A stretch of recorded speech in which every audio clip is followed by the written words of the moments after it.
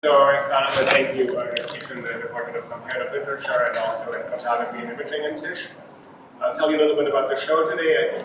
I will try to walk you through the show and focus on maybe 5 sort of episodes. This is known as both trying to tell us a particular story. But I want you to think about something quite specific. And we'll start with this photograph right here. I want you to look at the images, but right here we won't have enough time to look at every single photograph. So you can come around here and start looking at this photograph. And I want you to think about one thing in particular, why I became interested in this set of images out of South Africa in the early 1960s, taken by a black photojournalist who is at this time about 22 years of age, so someone who is close to your age, and he's seeing freedom. And he has a project, and the project is very specific. He wants to photograph freedom. And I want you to think about what that would mean. And freedom means several things. So it means free to do something and to be the way you want to be, and also means freedom from something. And South Africa is not a free place at this time for black South Africans. We all know that. We all look at these pictures and say, this is past history. He is in a world that is not free. And he's trying to demonstrate how can you see freedom when you don't have it. And I want you to think about him as a photographer who's documenting something. He's working for newspapers, he's working for a couple of magazines, he's working for a drum magazine, a black newspaper owned by white people but built for black readership. He works occasionally for the New York Times, and he's taking these images and he slowly starts realizing, I have to tell a story about my people that other people can recognize. So he tries to communicate this experience. This first photograph I think is really important here because it shows these 5 guys here who are signing up to work in a mining company. South Africa's immense wealth at this time is staked largely on mining. So the country is a very wealthy country with a huge majority population, over 90%, of people who are completely oppressed because they don't have full civil rights. Meaning they can't vote, they can't live where they want to live, they can't move where they want to move, their children cannot go to school where they want to go to school, they cannot be employed the way they want to be employed, etc. These 5 guys right here are arriving and are ready to be signed up to start working, because they need to work.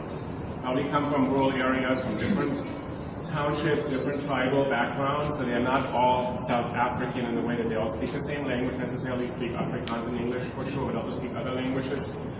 And this photograph to me looks like a photograph you could put in an Abercrombie or H&M shot today. And it's very important to see he's portraying them as fully individualized guys, 5 of them. Some look at you, some don't look at you. They're dressed in particular ways. They chose to look like this, and they're actually standing ready to be photographed, as it were. They're aware of being photographed. And when we go around the corner right here, so look at this image, and we'll loop all the way around by the end of this exhibit or this tour. I'll tell you why this photograph matters so much to someone like Ernest.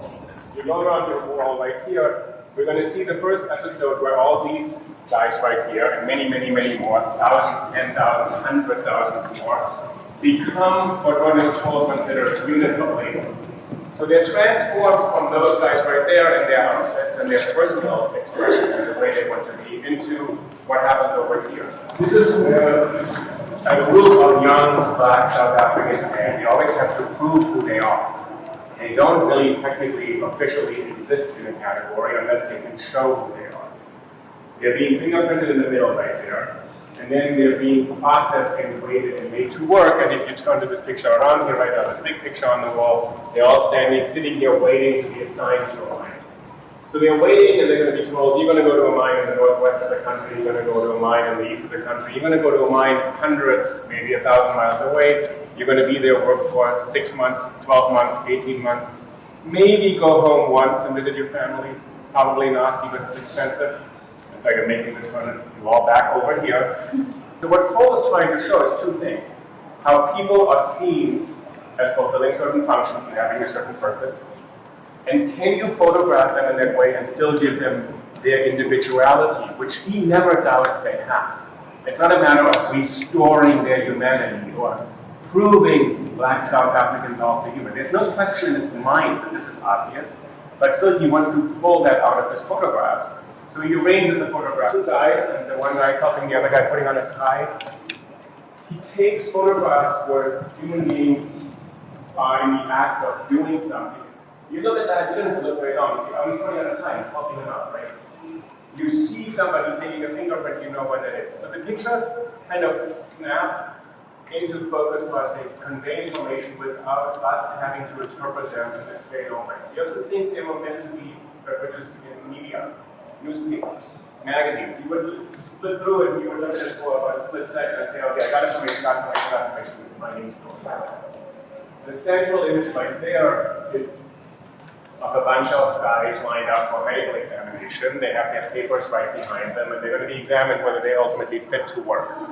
It's not that the mining companies are incredibly invested in their health because they want to care about these people, but these people are valuable when they're healthy. They're not really valuable anymore when they're not healthy, and coal writes a whole chapter of how much they are really worth. And they're worth very little when they're injured. Someone loses an arm or loses a leg or breaks a foot, something like that, they're sent home and said, here's a bit of money, you go home now, you're no longer important to us.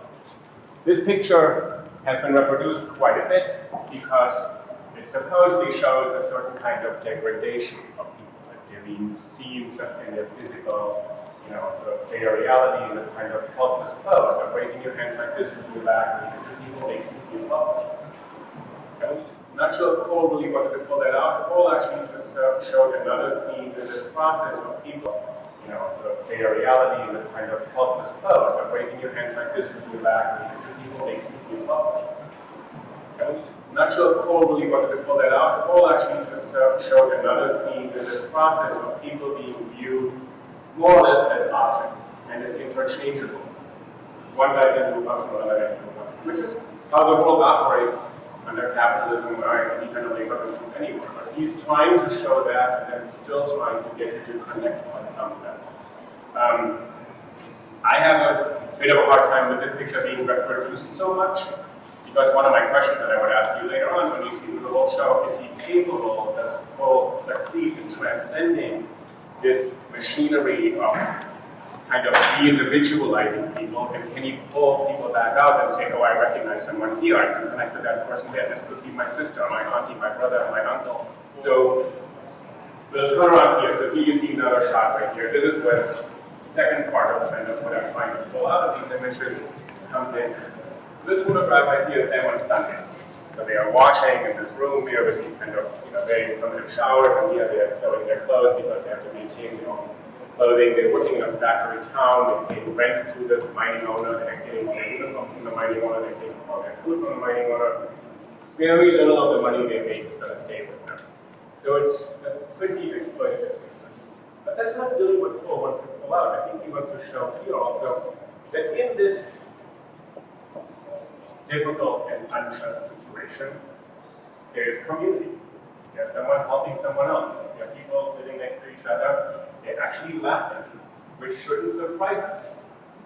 But what Cole wanted to do, he wanted to show people that they're living under these circumstances, and they haven't been reduced to not having their everyday interactions as it were. Again, this is a scene you can see, you can relate to this right away. You don't have to study this image for too long, when it means to be sewing something. The kind of handicraft that he's taking care of his own belongings here, and there's a kind of matter of making yourself appear something way of work.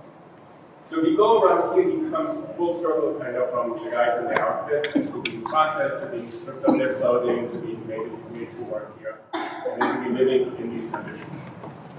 This is the first chapter of Acid Work, and Cole published a book called House of Bondage, which I think I mentioned in my article, which becomes the big book to see what Black life is like under apartheid. It's the first big document by a Black South African to show Black life to the rest of the world. It becomes a really important book because it will change over the course of 20, 30 years the world's stance and position on South Africa, with boycotts driven largely by college students like you across the United States to divest, and by the world slowly turning away from the South African economy from which everybody benefits.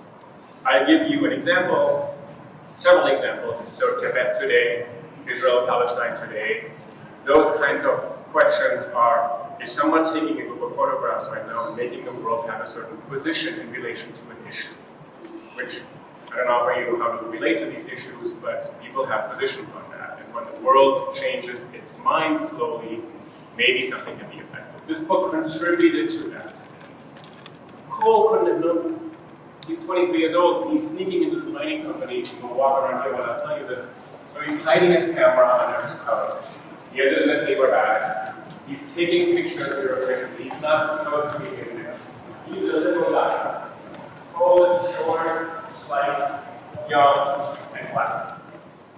And this is something I want you to think about when I wrote about the essay, this inside-outside position. To see an insider to this world, he's not mining.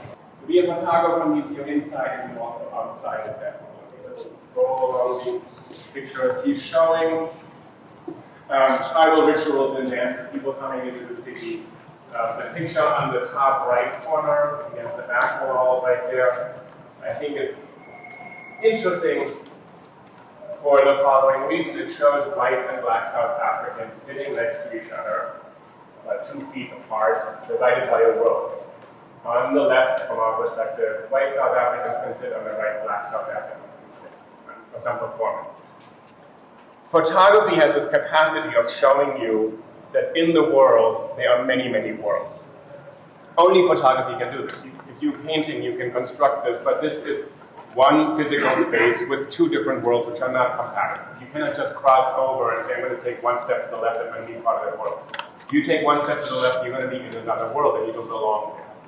And all the legal kind of functions that separate those people become visible in a photograph like that. And you can all think about, you all live in many, many worlds. Many of your worlds intersect and some of you won't. You can't just step into someone else's world and say, I'm going to be part of your world right now. Because if those people don't welcome you or don't want you there, or you have no right to be there, you're not in that world. So Cole wanted to point that part out. He's showing some scenes. Let's skip those. We'll go to this category right here. So you had mining as labor for men. And you have these kind of tribal performances. South Africa produced a lot of images about itself, which were all about black people staying close to their tradition.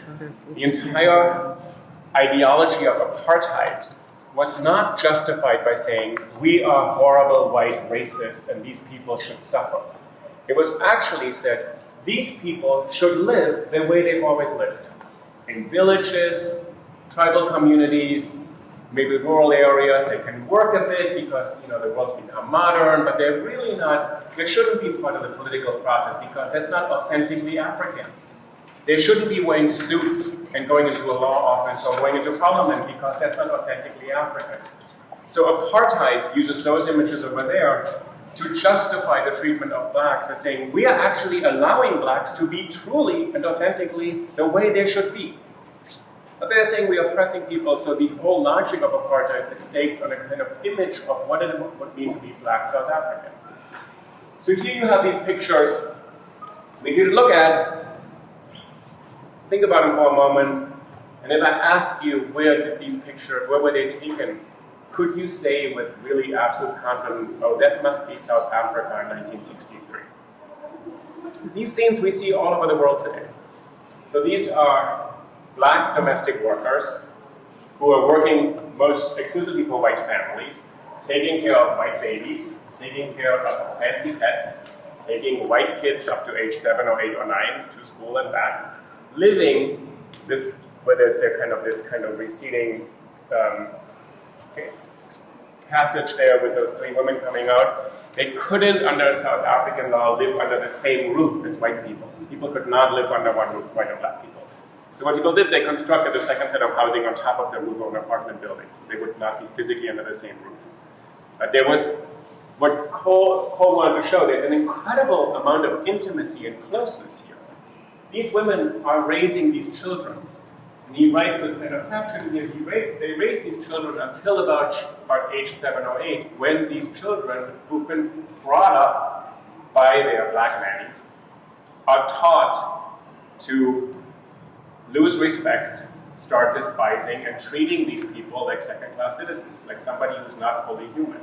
So he said that these young kids had to go through this process, and he wrote this caption. He said, and every single time this happens, one of those little kids right here, one of those boys right there, starts turning on his nanny, it will break her heart over and over again. Because she will actually love this child, because that's essentially raising a child. And we'll go and look at that over here a little bit more. So he just has these shots, and as you can see, some of them are of people who are probably not aware they're being photographed. And Cole didn't really have extensive training in photography. He didn't really have great familiarity. There was no MoMA, there was no ICT, there was no places for him to go. He knew one book very well, Henri Cartier-Bresson, People of Moscow. Like the decisive moment photographer, some of you know this book. The People of Moscow book made one point. The People of Moscow book said to Western Europeans and Americans, Russians are actually and surprisingly human. They were living behind the Iron Curtain in Soviet Russia, and that this is the enemy. So Cartier-Bresson went to Russia, brought back a book and said, wow, they're like us. They fall in love, they argue, they have children, they drink coffee, they get tired, they go to sleep. We thought they're all Soviets, which is the enemy.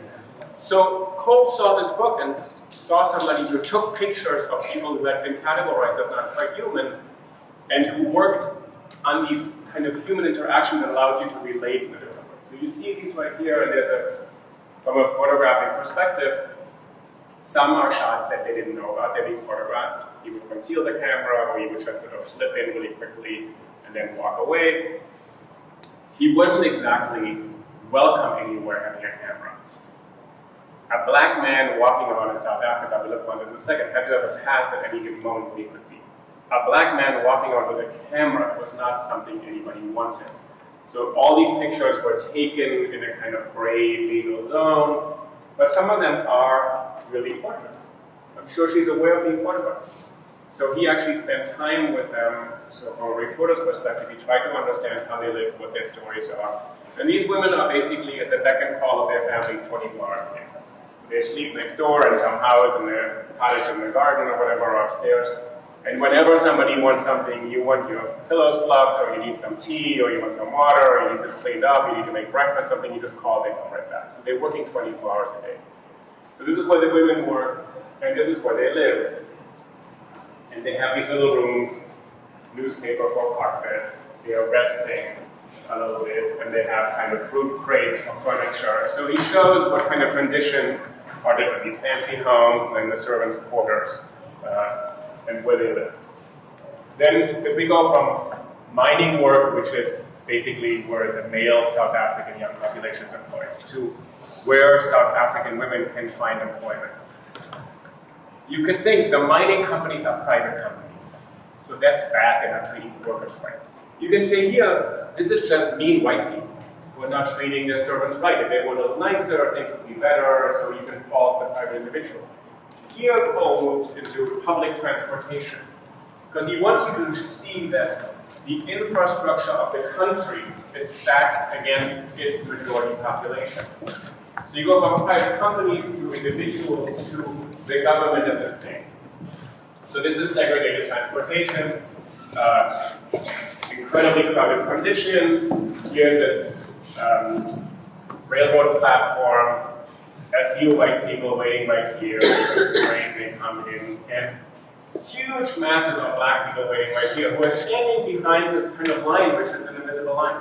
They just can't cross it. They cannot stand over here where it may be a little more comfortable and safer. You can say, you cannot wait that you're going to be over here. There's a guard, a black guard. This will be important. Black police, black guards, employed to police the black population. So he's showing these kind of shots of what the transportation system is like. And he's obviously, in some of these shots, so in this shot right here, and we look at some over there, people are aware they're being photographed. So you have to also think about what they're thinking. There's this guy, I'm trying to get home, it's a 2-hour commute, the train is totally overcrowded, and there's a guy taking a picture of me. So he had this particular role in this community,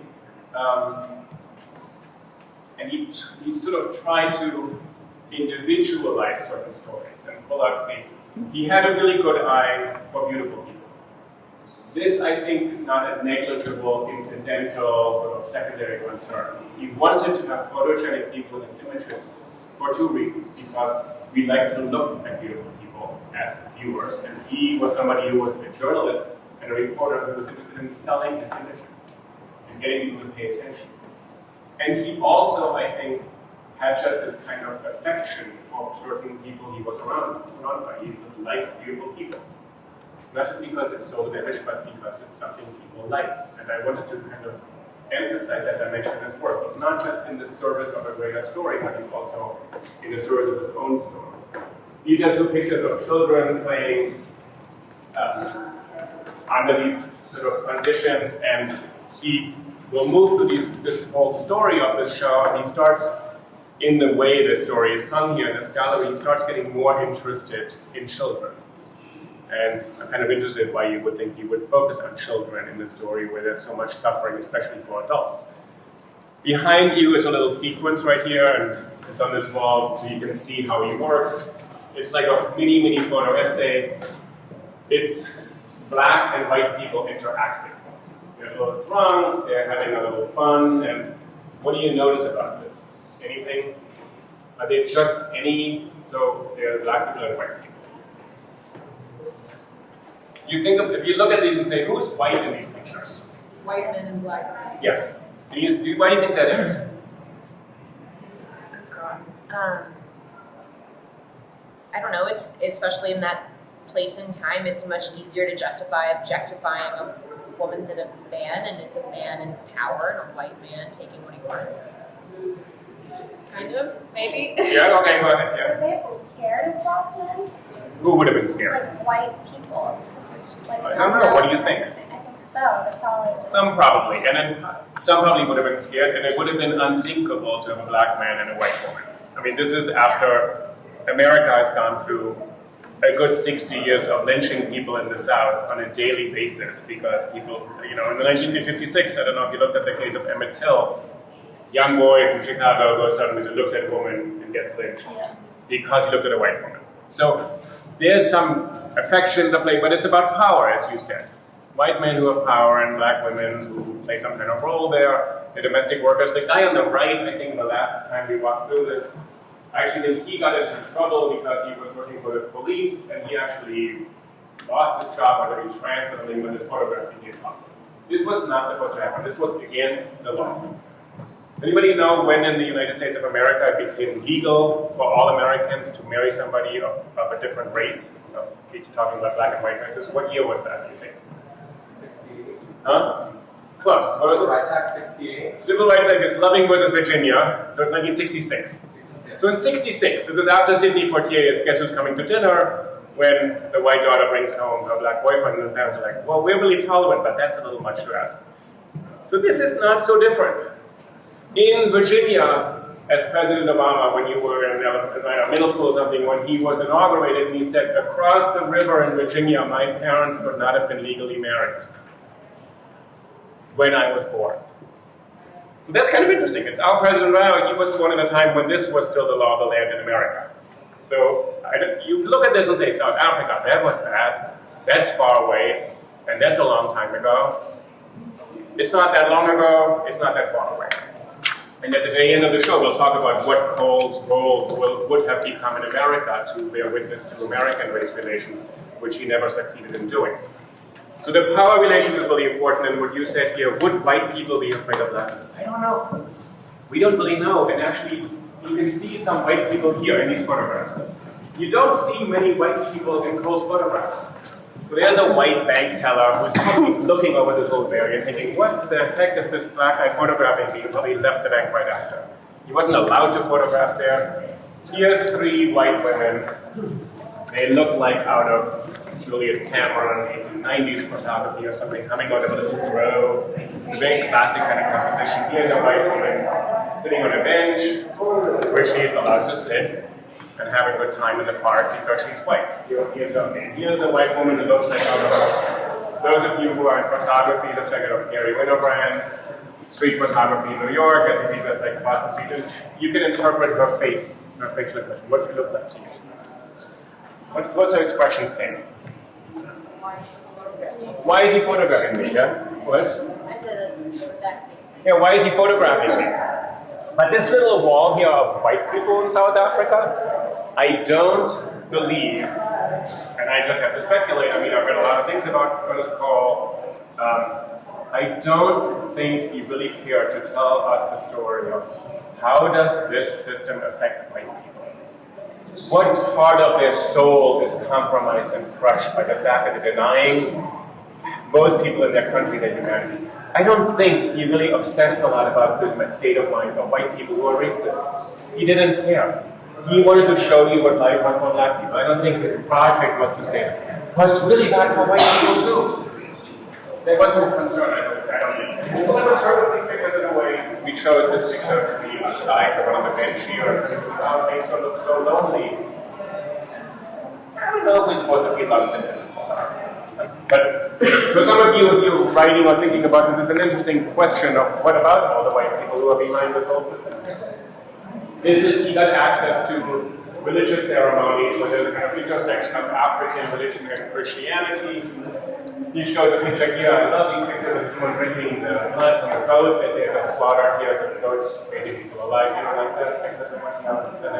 So I like that picture a lot, actually. It's very vivid, I think. And, it's an assignment. So Cole got assignments and had access to different kind of stories, and so he could get into this community of seeing people being involved in religious rituals. I'll take you around here. And I think we have sort of 3 more kind of steps. This right here on the left wall of this khaki wall, is the daily reality in South Africa at the time. That black people have to continually document their right to be where they are. They cannot just there's no freedom of movement, as it were.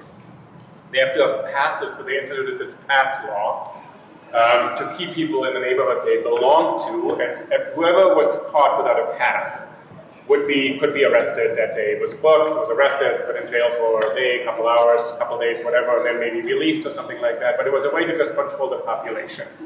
One of my colleagues, Tiboho Moja, who grew up in South Africa during this time, said every morning her house was between a bus stop and a police station. And every morning when she went to school, she would see rows and rows and rows of men lined up with handcuffs who had forgotten their pass and had to go to work. They would just arrest dozens of men, and then you couldn't get to work, and maybe lose your job and all that, and they would just book them all, put them there, put them on a truck, process them. That would happen every single day. So the constant, let's call it stop and frisk policies.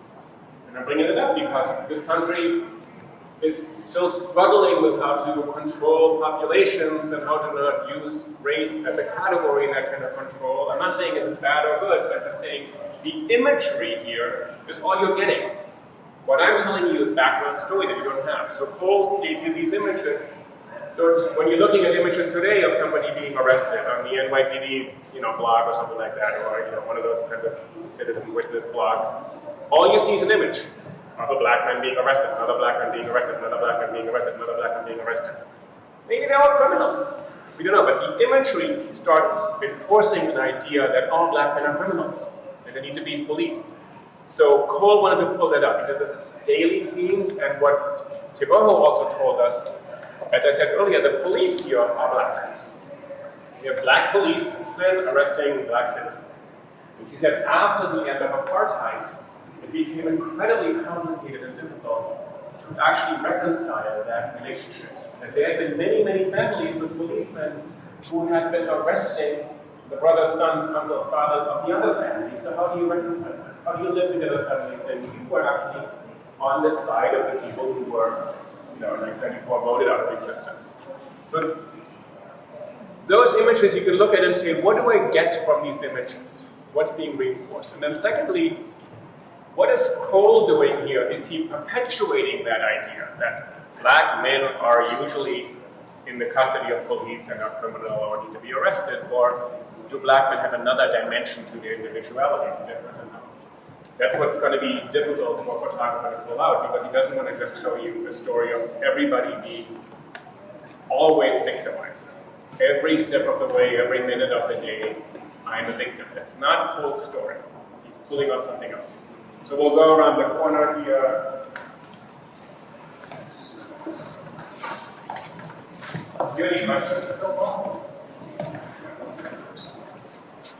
Anything that struck you? We're gonna look at this one right here. Sorry. The picture of the woman who's exceedingly annoyed by the photograph. Yeah. But I can't think of anything as to why that's portrayed. I mean, I would be annoyed if white or black someone was taking a picture of me.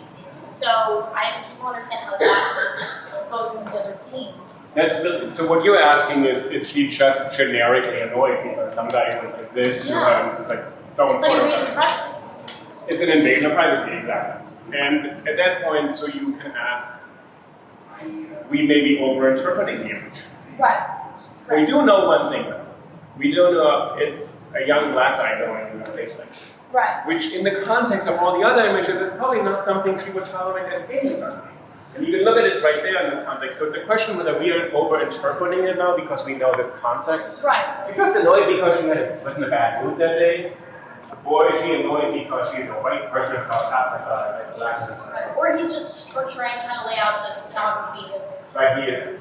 He has an agenda. Cole was not a perfectly nice person. He didn't want to just show something. He took photographs and he selected them and he edited them and he took them. He wanted that woman to look at them. So it's always, I think, this neutrality, oh, we just showing things. No, not at all. This man had an agenda. He knew what he wanted to see, he knew what he wanted to show, and I consider him actually a really great artist. I consider this book one of the top books of the century in photography. Great artists are usually not so nice. They usually do not really care so much about the subjects. And it becomes interesting, how much does he care about his black subjects? Is it really just, oh, I'm working on your behalf? I said, no, I'm telling a story, and you're part of that story. You actually don't quite own that story entirely. Because you're just a part in this bigger story, but I'm not going to give you all that space. I'm going to photograph you in a position that's maybe not even as flattering. So here he goes in this direction, and people find his photographs really interesting. So this is this couple, a white couple, walking along the sidewalk in the evening, I guess, and these young black kids are, I don't know, panhandling or singing or whatever, or saying something, so the man just goes over on the right photograph in the center and smacks the boy in the face. Because he was sort of harassing them or something on the left, so he's a little tiny sequence, which is really interesting that his imagination is almost building at this point, so he sees a couple of shots and he tells you a little scene. There's white couple, black kid, black resin, and both angles, like that. Instant sort of citizen justice. Put him in his place. And you're not left with much else. You're not even left with actually, we think maybe it's wrong to take a kid in the street, but what was the kid doing? Because on the left and on the right, you see a gang of young black men whose options in life were to become part of the mining complex, or to be unemployed, or downstairs, as we will see, to be relocated to a settlement and just be moved out of their town and to some other unknown place. So their career became to rob white people. On Saturdays, they would just sort of try to trick somebody who was falling down from the back, come with people who were just mugging, basically. And Cole befriended this group of people and started photographing them and hanging out with the street gang, essentially. And some people claim, I'm not totally convinced, that one of the reasons why he left South Africa in 1965 was because the gang started saying, whoa, wait, you took all these pictures of us. Maybe the police are going to get all your pictures and then they're going to try to arrest us because now they know who we are, which I don't really think they were, so they knew who they were. But he got a tip from his mother who said, I think the police are looking for you. The last 2 years of his life in South Africa, he'd been working on his own. He quit his job. He didn't have a lot of prospects. He wasn't going to have money. And he worked for a white photographer and claimed, I'm just going to say, I'm your boy. I'm working for you as a kind of social runner. And he would go at night into the dark room and develop all of his pictures. And then in the morning, the guy would come in and he would leave again. He would sleep there in the dark room, basically. So he had access to something because he couldn't have technically access to anything. So some white guy actually helped him out. There was another white editor who became very important in his life who took Cole in a drum magazine, started training him, and was a really tough mentor. And he would teach him how to print, which is a really big step for a photographer. Some of you are photographers, but developing or editing your own images is a whole different kind of kettle of fish. Like, it's different. You take 1,000 images, you can take 2,000 images in an afternoon now, but to edit them down and to see an image for what it could do, So this guy, Jürgen Schadewald, he would take his images and tear them up. And Cole actually then called him a slave driver, that this guy was too harsh on me. But he trained me and taught me everything I know. So at this point, Cole sees himself as a kind of reporter. You could say something like, well, this is not a flattering image of black people. They're criminals. And he at this point didn't think this was about flattering anybody or making anybody look good. This was about giving a full picture of what is black life like in South Africa, and that includes criminality. There's no beautifying it, sort of making it look better. The pictures behind you are these runners. They collect the garbage in the morning, so there's people running to keep up with the truck. And there was a whole set of garbage collection, and in the beginning, in the 60s, there was still a lot of sanitation, so people would also pick up all the human waste every morning and sort of dump it in the truck. These were just jobs. I think probably like these images, they're very dynamic and quite beautiful, I think. And the one on the left right there, I think it's a deeply affectionate image, actually. I don't think it's a desolate image of despair. I think it's actually 4 boys. But then if you're looking at it in the installation of this wall on the left, that's one of your choices. You're going to be a young criminal. Get hit by white people in the face and rob white people for a living. On the right, you can work and pick up the garbage and run after a truck. So in their lives, these 4 kids are sort of fanning out in 2 directions here. There are not many other options you see here for black South Africans right now. So Cole sort of sees kids that what are they going to look forward to? There's a continuation downstairs, so we'll have 2 more kind of steps downstairs. Any other questions right now? Anything? No? Anybody? Nothing? Anybody been to South Africa here? They had a study abroad side and then they took it off. Enough people at Tisch, you know? Yeah, I know, that's right. Yeah, I don't know who was responsible for that. You've been to South Africa also? Yeah. When have you been to South Africa? I went to Cairo town when I was like 12. 12. Yeah. Anybody else? No? Have things changed, do you think? Do you remember? From my experience there, yeah, I would never have noticed that things were. I was 12. I was so young. I didn't really know the whole history. I just remember seeing penguins and going to roller coasters. In Cape Town, okay. Yeah, Cape Town. Sorry. Okay. But I want you to go downstairs and we'll look at 2 more kind of episodes on this story, but I want you to see the distance between these pictures and today. I did not mean to imply that those pictures on the other wall, that that's Brooklyn today. But I want you to think about the power of an image that actually transcends its time, because you can find a picture like that today. It doesn't mean that today's America is like South Africa in 1964. Although I'll tell you what Ernest Cole said about America in 1969, which people in America did not appreciate. So we'll go downstairs here.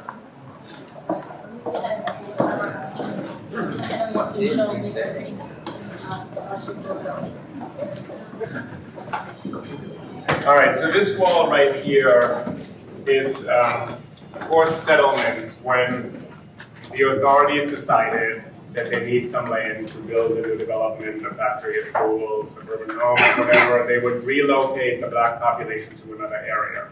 They would get these houses on the right. They would be in conditions which often did not have sanitation yet or electricity. So right here, this boy is reading by candlelight. You look at this picture when you walk by here a little more closely. Over there, you see just under what conditions people live. This sign in the center says, "You enter at your own risk," which really meant to convey 2 things to people: that the government is not really going to control this place, and secondly, that it's really dangerous to walk among black people. This boy right here is studying by candle. So Teboho, who's one of my colleagues in French, she said, most people didn't have electricity, and you had a candle. And you had to decide whether you're going to let your one son or boy, one of the sons, study by a candle, or you're going to keep that candle because it's going to have to last all week. So education was a resource, a commodity, an opportunity that you couldn't just give to your kids. It wasn't just, I want my kids to go to school, so he's using up this candle to do something. I think Cole really strongly identifies with pictures like this, with this boy, with the 4 boys up there on this kind of pavement sidewalk, with another boy over there studying. Cole was a really smart kid. He was very precocious. He got a camera when he was 12 years old. Very unusual to have a camera for a little black child. And he started taking photographs, and he started taking portraits of other people and charged money for it. He made a little tiny bit of money. And he enrolled in a correspondence course First one was a rip-off, he made money, never got it back. Second one is actually up the street, New York. Is it called the New York Institute for Photography? I can't remember. Yeah. So you enroll, like you enrolling in like on your app, long distance learning. I'm going to be, a photographer. And so he did that, and he taught himself photography in this way. You said most of you are actors, right? Is that correct? So in some ways, I think what he really captures is the human's capacity to signal something through bodily gesture. So a lot of these photographs show you that. The photograph I'm blocking right here is a really harrowing image. This woman is holding her child, and the child died 2 months later of malnutrition. This is the kind of poverty you have for women who probably worked in some white family, some as a nanny every day, or a cook, or a maid, or a cleaning lady, or a janitor, or whatever. And it's a kind of classic Madonna and child image also. It's the mother holding the child. So in some ways we resonate with this kind of image of a kind of helpless infant and the mother turning away. So she probably cannot help the situation anymore. So as actors, what is she conveying here? A kind of maternal care and concern and grief, but also some kind of helplessness over the situation. Right, here's a burial of a child. So infant mortality was incredibly high in the black populations, especially in these kinds of settlements. And some of you have traveled in the world, and you may or may not have seen in other countries where people have been forcibly relocated. So this is a large part of what black life looks like in South Africa. And we'll walk along here.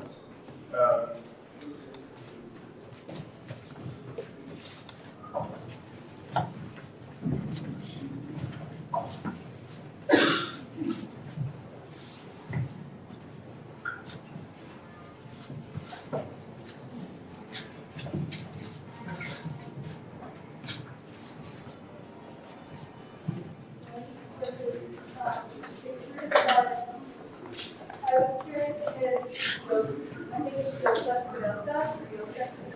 he inspired himself because I think his images came out like 10 years before his, I'm not exactly sure.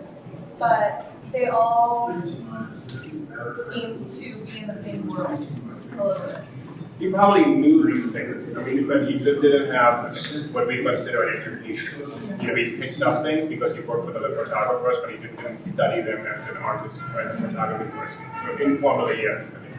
If you look at these, we're almost done, so I'll just have you look at 4 pictures over there, 1 over there, 3 over there. These 4 pictures here are about this little boy named Papa, whose mom is talking to him. This is at home, obviously.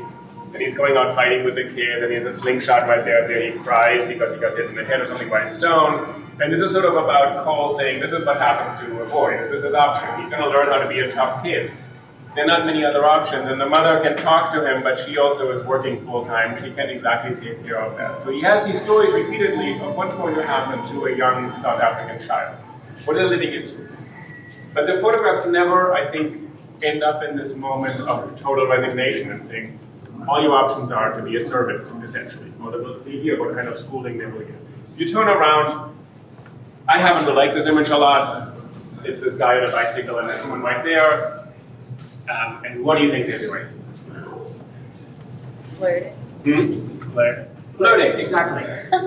It's really nice to have an image of 2 people flirting in the middle of apartheid South Africa as a documentary project. It's actually quite important, and I think in the essay I tried to pull that out.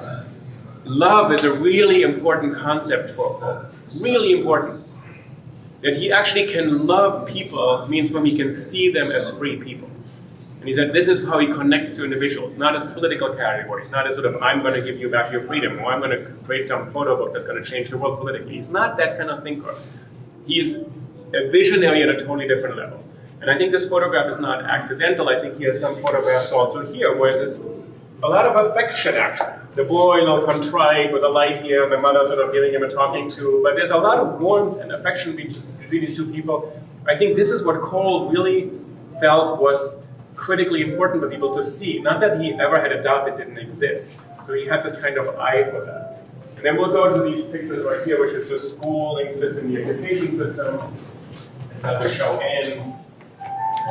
So the schools are what we would call today underfunded, underprivileged, all those kind of big fancy words that mean there's no resources put in there, no money into it, and children are trying to learn. And I think what he's trying to show, this picture is a really classic picture.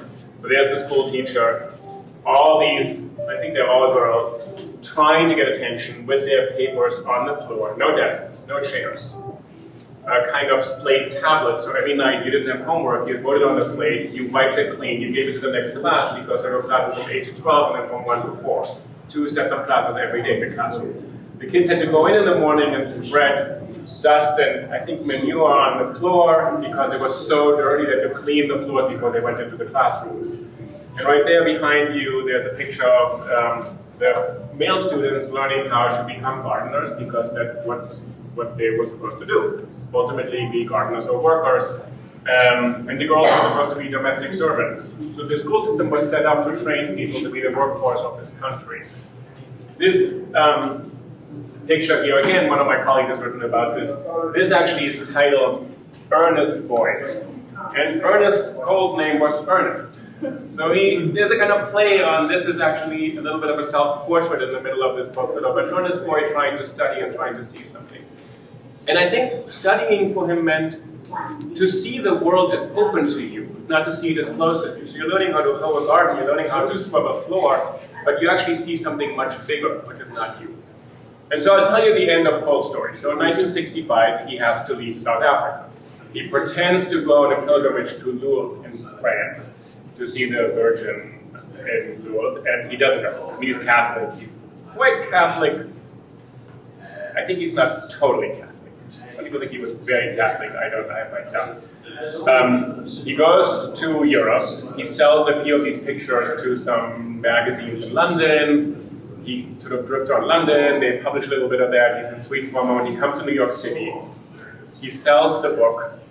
Joseph Lelyveld, who I mentioned earlier, the New York Times correspondent in South Africa, Johannesburg, has smuggled all of them out. So Cole is not exactly flying out of South Africa on his pilgrimage to France with a suitcase full of photographs. None of these would be legal to publish in South Africa. None of those he could have taken or developed or printed. So they are being smuggled out by this New York Times guy. Cole leaves and pretends he's going to come back. He will not ever return to South Africa. The book comes out in 1966, I believe. Was it 66 or 67? I think it's right there, House of Bondage. So the book comes out, imprint of Random House, becomes one of the 10 most important books of the year. So the world sees, sort of says, wow, a black witness to apartheid. I think the witnessing part hasn't happened until people actually start receiving this book and saying, what is going on there? What is happening here? How can we actually take a position in relation? Witnessing is not you witness something, you see something, and you talk and talk and talk.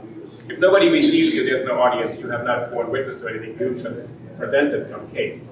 But it has to be believed. It has to affect some change.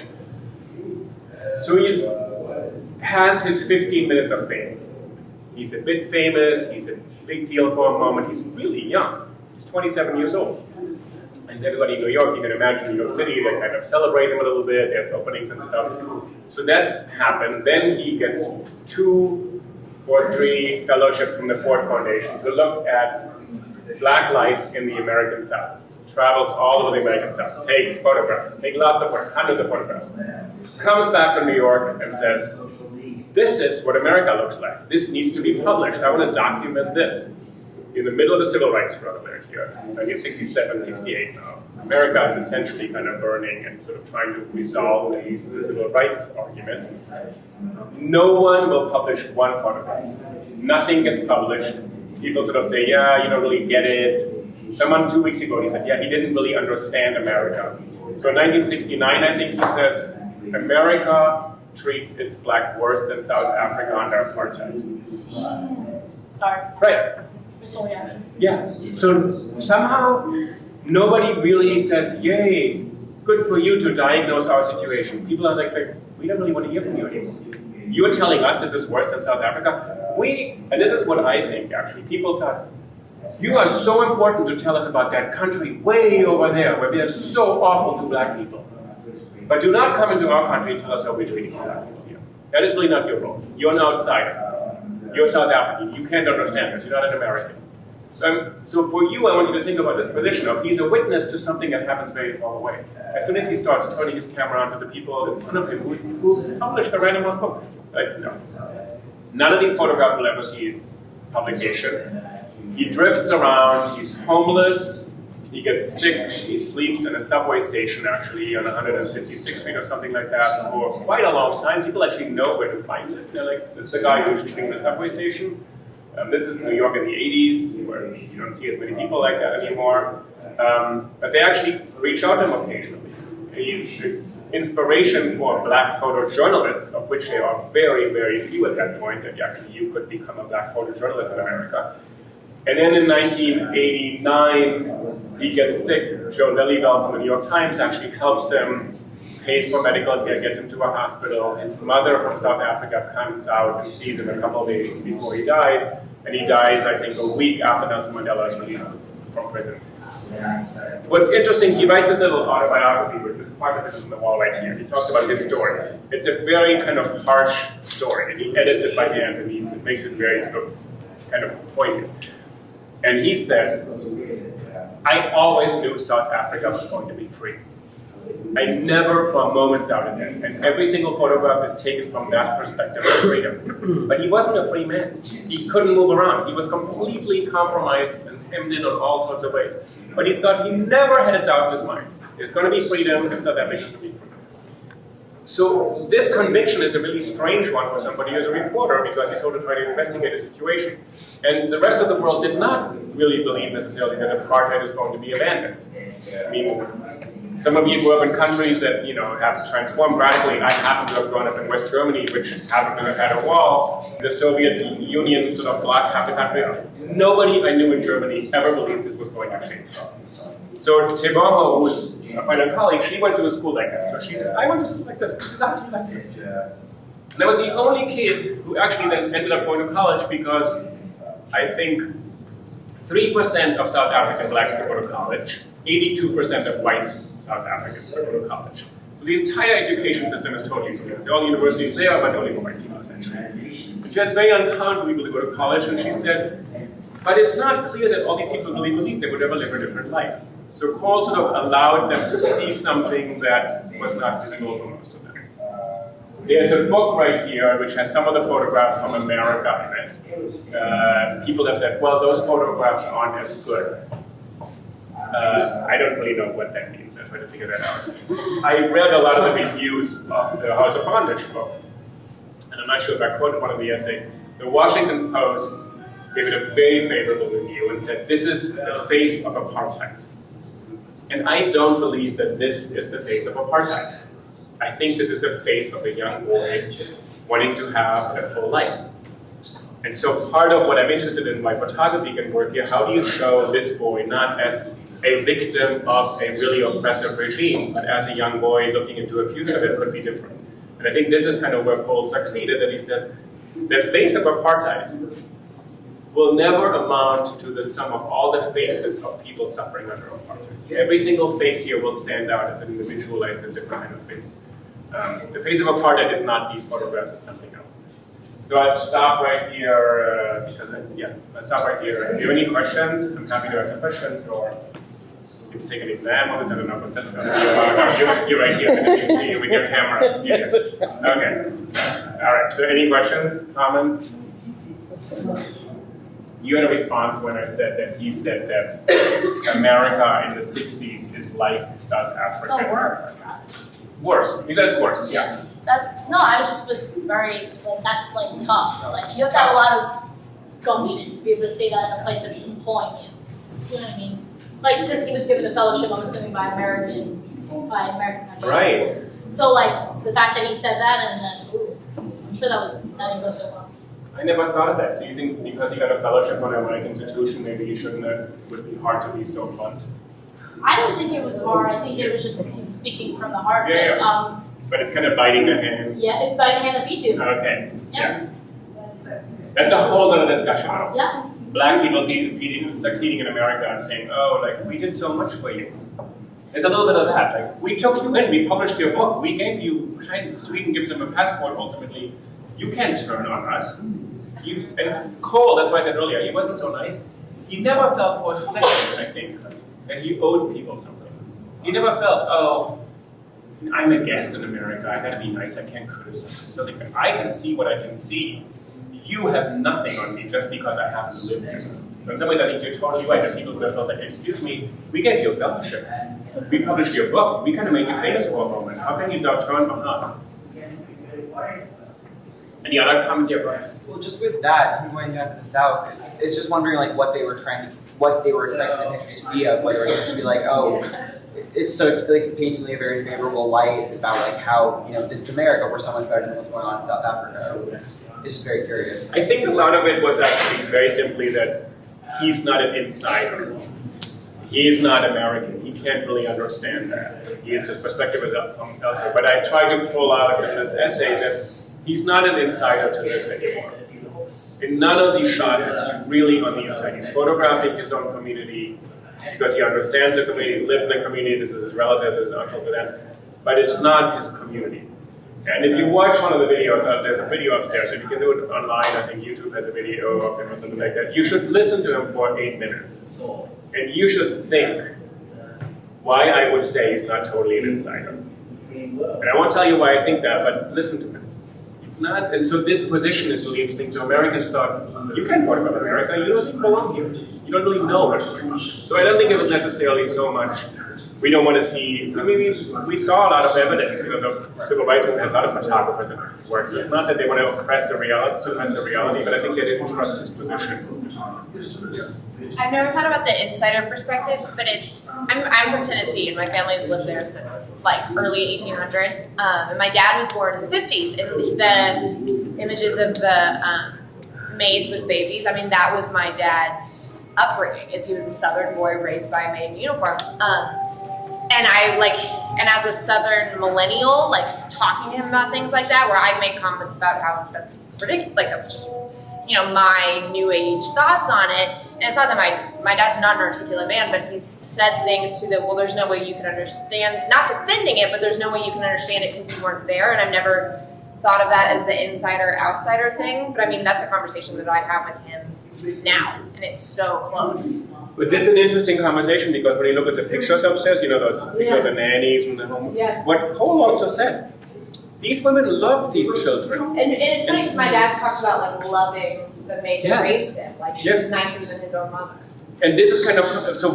How do you make sense of love in this context? Right. When that's not supposed to happen, right? Right. People are not supposed to love one another there. So I think Cole wanted to sort of. That's what photography can do. It can keep that image right there, and you can't really sort of explain it away and say, oh, they're all deluded, false consciousness, Don't these black women know they shouldn't love white boys? Like, the kid is 3 years old or whatever. So your question is sort of both insider and outsider, but it's something else also. I think it's also, how do you understand another human's emotions? Right. You'll never know. You'll maybe never know what life was like in Tennessee in the 50s, but you also never know what it means to love somebody. I mean, you all as actors, you continually have to negotiate that. You're supposed to be totally inside something, right? So you're going to act, I don't know, whatever part you're going to act. You're going to be totally immersed in that world, know everything about it. But you're kind of not supposed to lose yourself in that because you're supposed to actually perform this. So this kind of distance to yourself at that moment, I think that's what allows him to see certain things. I mean, I don't know what kind of method you're learning, so I'm just making it up as an outsider. Any other questions or comments on this? Okay, so just like for purely like. It's a really good question because it's a contradiction between this kind of unshakable belief and then believes in his own mission more than anything else. All these people have become kind of actors in his story. They're not really telling their own stories. He's making them tell a larger story that he gets and they don't even maybe get. You have a career goal or whatever. You can, sort of Rhonda Byrne style manifest your future. You're going to be something or whatever you want to be. You still have to work for it. Any other comments or questions or remarks? Anything? No? So, it's kind of, sorry. You discussed trauma in one of your books. Yes, yeah. I was wondering if, as you were thinking as you were writing your essay, does it interrelate at all? Not at all. In your mind? No. No, this is for me, this is really, I picked up this book and I think this is a book about freedom. And this is a book about what freedom can be in the world, which is, you all given a lot of freedom, right? Because you live in the United States of America. None of these freedoms are meaningful unless you act on them. Nothing. Nothing. If you don't do anything, you have no freedom. So I'm interested in this relationship being on. And we see this in South Africa. So in 1989, Nelson Mandela was released. In 1994, they vote into a black government. It doesn't mean anybody is free. Until people start behaving in a different way, they're not free. So freedom is an action in the world, not a passive thing you're given. So, and when you look at it from the perspective of other countries, all the freedoms we have right here in this room, half of them we don't even realize, which means they don't really exist, which means we would only notice maybe if they're taken away. So this book is, I did not think this book is in the category of trauma, which somehow it's like, it's interesting. I meant, but I'm just assuming that he had some kind of social trauma. Yeah. But it wasn't the major portion of his. I'm just wondering how you're thinking as a writer, as someone. I wrote a couple of books on trauma. I think he became an active witness, and he succeeded once with the South Africa book, and then he failed as a witness on the second project of witnessing Black America. And I think the second failure was the trauma of his life. The second failure devastated him. But what's also kind of weird, you see, he's an insane witness. He's like Ishmael in Moby Dick. He's like insane driven. He's like, I'm going to do this, I'm going to do this, I'm going to do this. And then he doesn't stop. And people kind of say, well, that was good, but can you stop now? He's like, he's driven in a way that destroys him. So his trauma is that the second story he wants to tell has no audience. I believe these photographs are important. People have asked me, I find this really strange. People have said, this is so depressing. And I thought, really? I don't think it's depressing. I think it's enlightening. And then other people said, why show this today? It's so long ago. Don't we have other things to worry about? And in some ways, an artist has the work doesn't exist until people look at it. And it's stuck, it's been in an archive, and it's so well preserved, and the ones with the black frame around it were actually printed the way he wanted them. Some of them were cropped, so some of these were cropped slightly differently. So the photo people and the museum people are really up on this, what's cropped, what's not. I don't really care so much right now about this. They were put in an archive in Sweden in the 1970s, so that's why they had such pristine condition. But if they stay in the archive and no one looks at them, what good does it do? We don't do justice to his work. Right. Well, unless we see the photographs, we don't know that he was a witness, because we're experiencing his act of witnessing through his poetry. And what I asked upstairs, I don't really know how to answer that. So that when I said, we see photographs every day, Trayvon Martin, it's like, what are we supposed to? There's like images, and I'm very I believe images have a lot of power. So those are images. So what do you do with those images? And if we only see images of young black men being victims of the police, that's one set of images. But there must be other images. So this is a little bit broader. He's also showing, kids aspiring to something. So Deb Will is one of our colleagues at the Tisch School of the Arts. Her whole entire project for 40 years has been to show positive images of black people. And just to see negative images of one group of people makes you suddenly expect them to be in bad situations. And that's images, that's not ideologies, nothing else. Images are very automatic, they're in your head. You're like, oh, think about a young black person. What do you see? Stereotype. Yeah, so this is so exactly to break through. So your class sort of engages with that. So when you think about apartheid, you don't just see suffering. You also see love, or you see something else, solidarity, and that. Well, just that little boy, it's power.